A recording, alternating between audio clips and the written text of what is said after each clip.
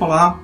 Hoje chegamos ao produto de matrizes. E você que está se preparando para ser professor ou que já dá aulas, certamente já se deparou com um problema na hora de falar sobre produto de matrizes. Porque essa operação não se dá de uma maneira tão natural quanto a soma, por exemplo, elemento a elemento. A questão está no desenvolvimento desses assuntos. Lembre-se que primeiramente tivemos os sistemas lineares, onde as matrizes eram apenas meio para tornar a solução mais rápida.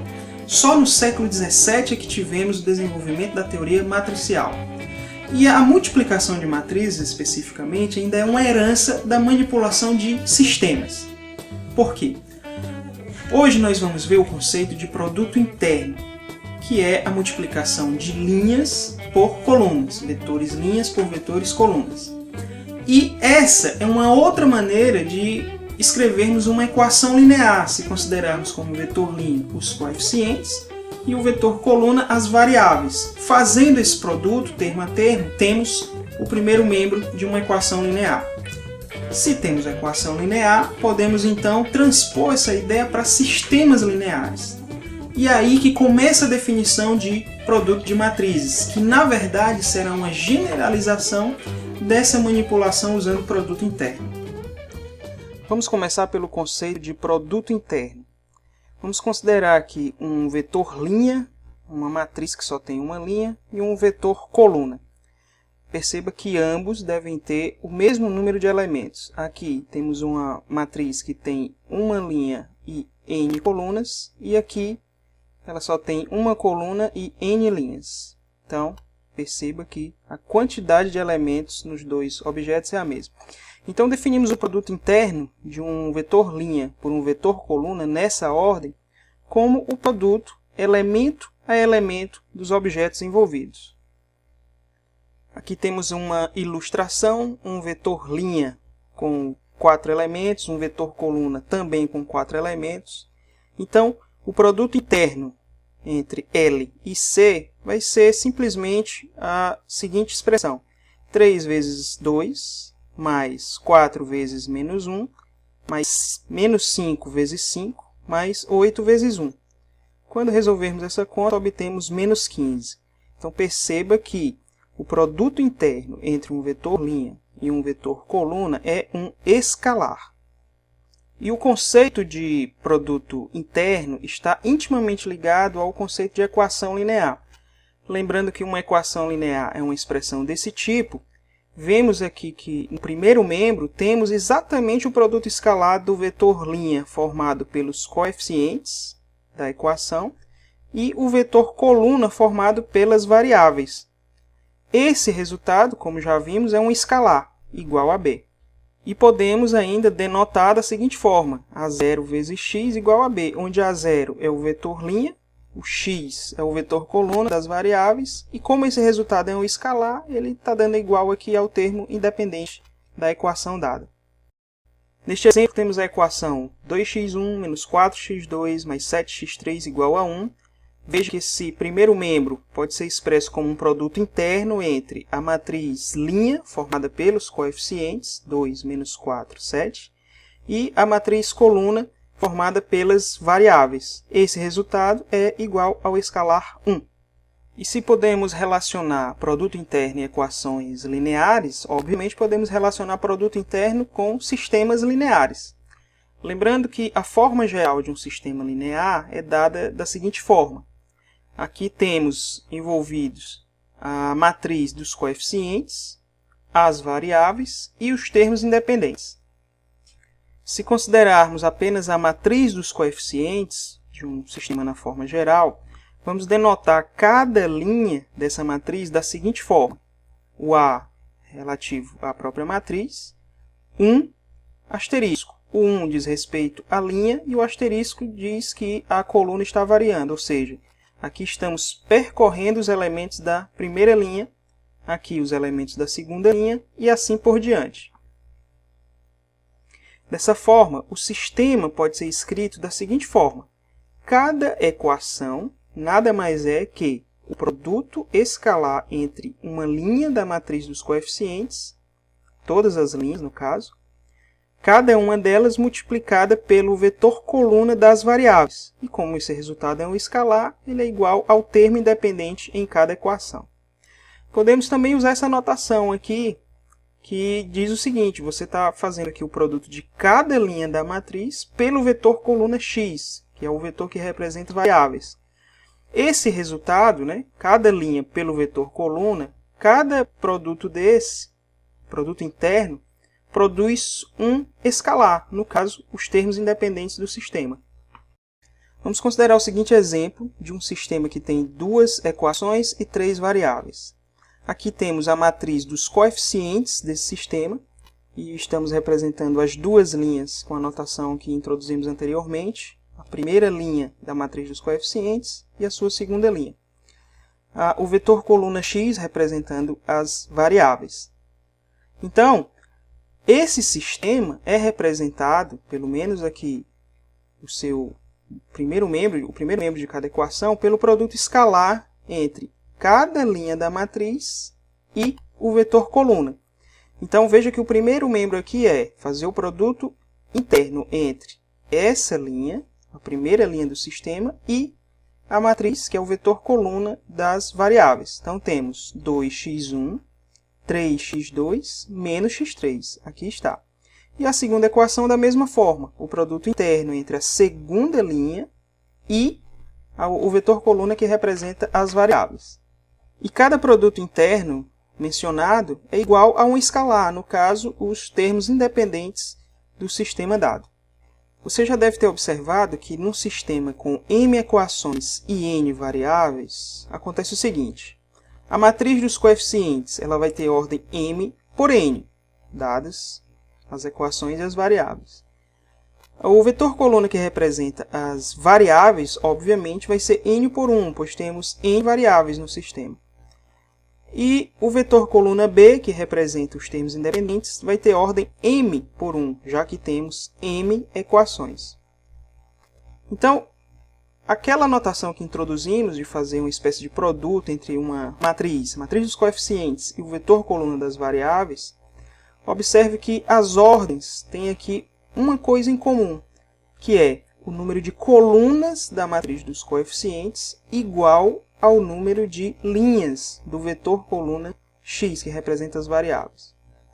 E o resultado aqui, né, daquela operação, que dá exatamente a coluna dos termos independentes, é m por 1, onde m é exatamente o número de linhas da matriz dos coeficientes e 1 é o número de colunas do vetor que representa as variáveis. Então, isso daqui, quando formos generalizar ou definir o conceito de produto de matrizes, veremos que é uma característica comum no produto de matrizes. Agora vamos falar sobre a multiplicação de matrizes. Antes, precisamos saber quando essa multiplicação é possível. Nem sempre ela vai acontecer. Mas diremos que as matrizes A e B são compatíveis para o produto AB nessa ordem, A vezes B, sempre que o número de colunas da primeira matriz for igual ao número de linhas da segunda matriz. Ou seja, tivermos essa situação. O número de colunas da primeira matriz foi igual ao número de linhas da segunda matriz. Sem essa condição, o produto de matrizes não está definido.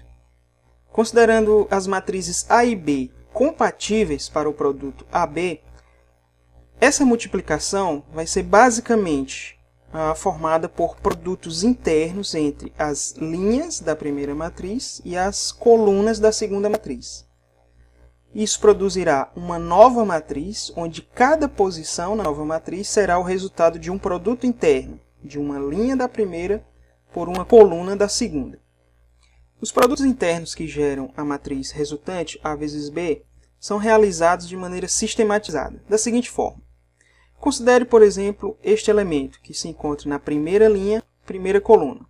Ele vai ser o resultado do produto interno da primeira linha da matriz A com a primeira coluna da matriz B, porque estamos na primeira linha, segunda coluna. Este elemento, ele está na primeira linha, segunda coluna. Então, ele vai ser o produto interno da primeira linha de A com a segunda coluna de B. Então, todos os elementos dessa matriz são feitos a partir de produtos internos entre a linha correspondente na matriz A e a coluna correspondente na matriz B. Vejamos esta situação. Aqui temos uma matriz com 2 linhas e 3 colunas, portanto, a ordem é 2 por 3. E aqui temos uma matriz com 3 linhas e 2 colunas, 3 por 2. Então, a primeira coisa é verificar a compatibilidade do produto A vezes B. Nesse caso, ocorre, porque o número de colunas da primeira matriz é igual ao número de linhas da segunda matriz. E já sabemos que a matriz resultante terá a ordem 2 por 2. Bom, então, como será feita a nova matriz? Vamos fazer produtos internos entre as linhas da matriz A e as colunas da matriz B. Vamos esgotar todas as possibilidades e obter a matriz resultante. Como já vimos, teremos uma matriz de ordem 2 por 2 da seguinte forma. Aqui, estamos na primeira linha, primeira coluna. Então, vamos fazer o produto interno da primeira linha da A pela primeira coluna da B. Aqui temos o elemento da posição 1, 2. Então, ele será o produto interno da primeira linha da matriz A pela segunda coluna da matriz B. E assim por diante. Com os dados fornecidos, a nossa matriz resultante terá a seguinte forma. Algumas observações acerca do produto de matrizes. A primeira delas é que pode existir o produto A vezes B sem que exista o produto B vezes A. Isso pode não ocorrer, o produto B vezes A, por exemplo, pela ordem das matrizes. Elas podem não ser compatíveis nessa ordem. Portanto, em geral, o produto de matrizes não é comutativo. Uma outra situação é que você pode ter um produto de matrizes dando a matriz nula. Aqui o 0 representa, na verdade, a matriz nula resultante desse produto. Então, você pode ter um produto igual a 0, mesmo que a matriz A seja não nula, não seja uma matriz nula, e a mesma coisa para o B, diferente do que acontece nos números reais ou complexos. Produto dando 0, certamente um dos elementos envolvidos seria 0.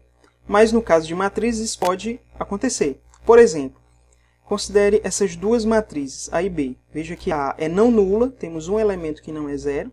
A mesma coisa para B.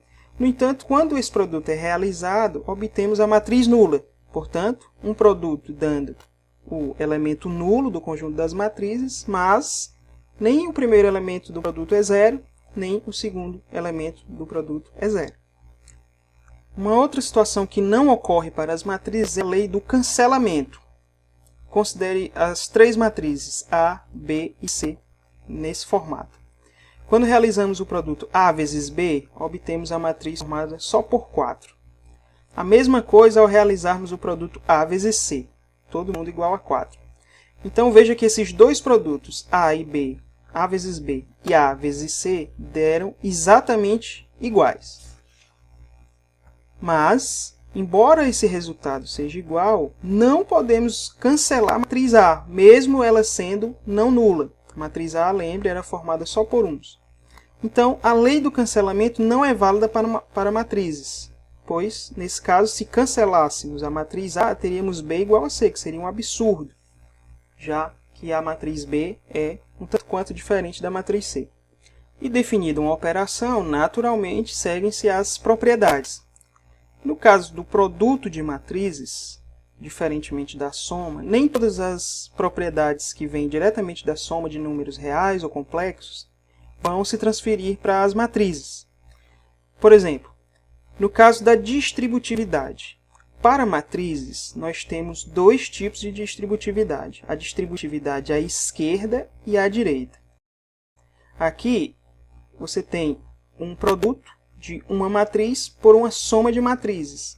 Então, a matriz que está aqui à esquerda, ela se distribui com essa soma. Então, A, que multiplica B mais C, é A vezes B mais A vezes C. Mas como já vimos que o produto nem sempre é comutativo, então você não pode dizer que também se tivesse B mais C vezes A, eu poderia distribuir a A. Quando isso acontece, a gente tem a distributividade à direita. Ou seja, se eu tiver primeiro a soma, para depois fazer o produto por mais uma matriz, claro, de acordo com a compatibilidade. Aqui estamos considerando que as matrizes envolvidas são compatíveis. Então, nesse caso, podemos fazer a distributividade da matriz que está à direita, distribuir a F no caso. Sempre à direita também. Assim como no primeiro caso, a matriz que estava à esquerda, depois da distribuição, continuou do lado esquerdo.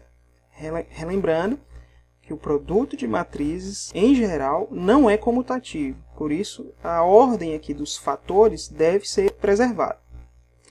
A terceira propriedade é a associatividade do produto. Nesse caso, temos a propriedade exatamente como no produto de escalares, reais ou complexos. Aqui também temos o conceito de elemento neutro. Se considerarmos a matriz quadrada, ordem n por n, onde a diagonal principal, todos os elementos são iguais a 1, e fora da diagonal principal, todos os elementos são nulos, essa matriz faz o papel do elemento neutro na multiplicação. Por quê?